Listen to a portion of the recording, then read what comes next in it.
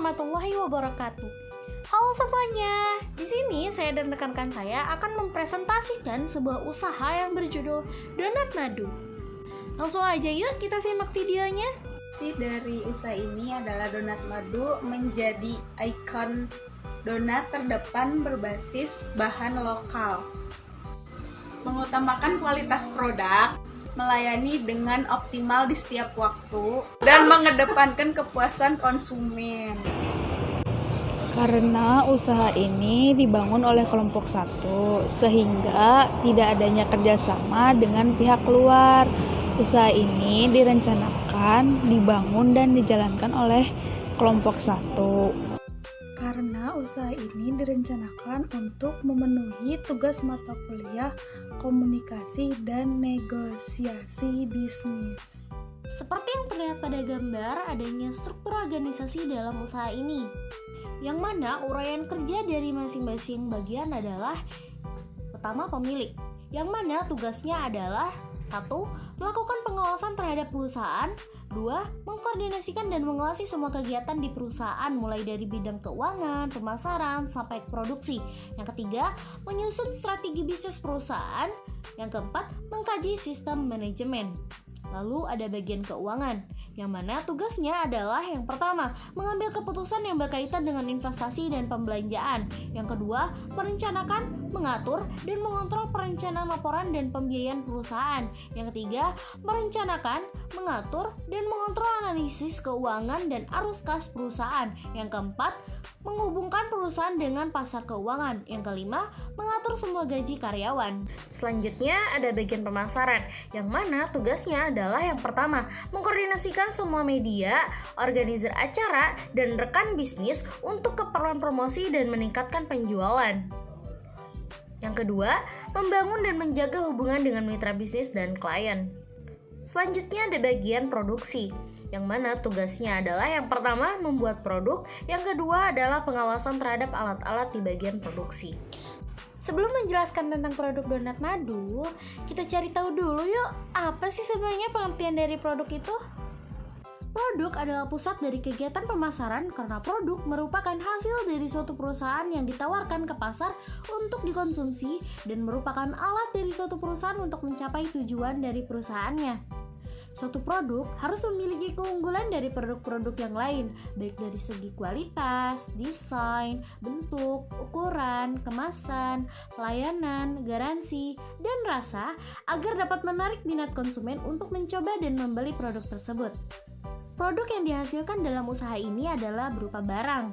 Barang adalah produk yang memiliki wujud fisik dengan bisa dibeli juga dapat digunakan dalam kehidupan sehari-hari oleh kita dengan harga tertentu.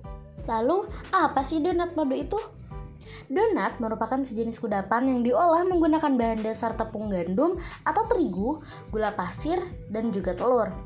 Pada umumnya, penganan ini memiliki bentuk cincin yang rupanya memiliki tujuan tertentu, yaitu agar cepat matang merata ketika digoreng. Khusus untuk donat madu sesuai namanya, donat jenis ini menggunakan madu sebagai salah satu bahan dasarnya. Sudah menjadi rahasia umum bahwa madu memiliki banyak manfaat yang baik bagi tubuh, sehingga donat madu merupakan makanan yang cukup baik dan aman untuk dikonsumsi. Varian donat madu yang ditawarkan cukup beragam. Kita bisa memilih donat madu dengan berbagai topping. Contoh topping donat madu diantaranya adalah selai coklat, strawberry, green tea, lemon, cappuccino, blueberry, meses, tiramisu, vanilla, taro, dan masih banyak lagi. Keunggulan dari produk donat madu ini dibanding produk yang lainnya adalah yang pertama, segi lingkungan. Dengan memanfaatkan kualitas bahan produk yang baik sehingga mengurangi limbah kotor yang dihasilkan oleh usaha ini. Yang kedua, keunggulan bagi sosial. Dengan menargetkan konsumen dari balita hingga dewasa agar dapat merasakan donat madu yang dijalankan usaha ini oleh semua kalangan. Yang terakhir, donat madu ini dengan produk lainnya bisa dirasakan dalam varian rasa yang menggugah selera para pembeli, variasi harga, kesesuaian harga dengan kualitas terbaik, kemudahan memperoleh produk, dan logo halal.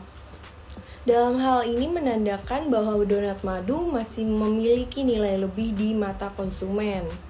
dan harus dipertahankan atas atribut yang diunggulkan tersebut agar donat madu dapat lebih bersaing lagi.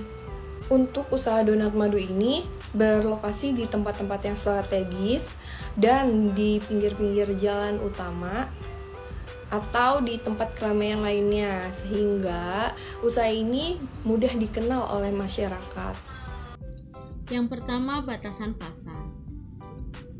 Pasar sangat penting dalam rangka untuk menilai struktur internal, di mana pasar pun yang pertama harus menentukan batas-batasnya. Di sini ada mendefinisikan pasar berarti menggambarkan untuk kemungkinan yang akurat, termasuk semua produk yang berada di pasar dan tidak termasuk semua yang berada di luar pasar. Yang kedua, yaitu target pasar, di mana pada target pasar donat madu ini yaitu masyarakat yang sekitar, juga masyarakat para pejalan kaki yang berada di tempat usaha ini atau yang sering berlalu lalang melewati pada tempat usaha donat madu ini. Donat madu ini juga menargetkan kalangan anak-anak yang menyukai donat yang memiliki rasa yang manis dan juga enak.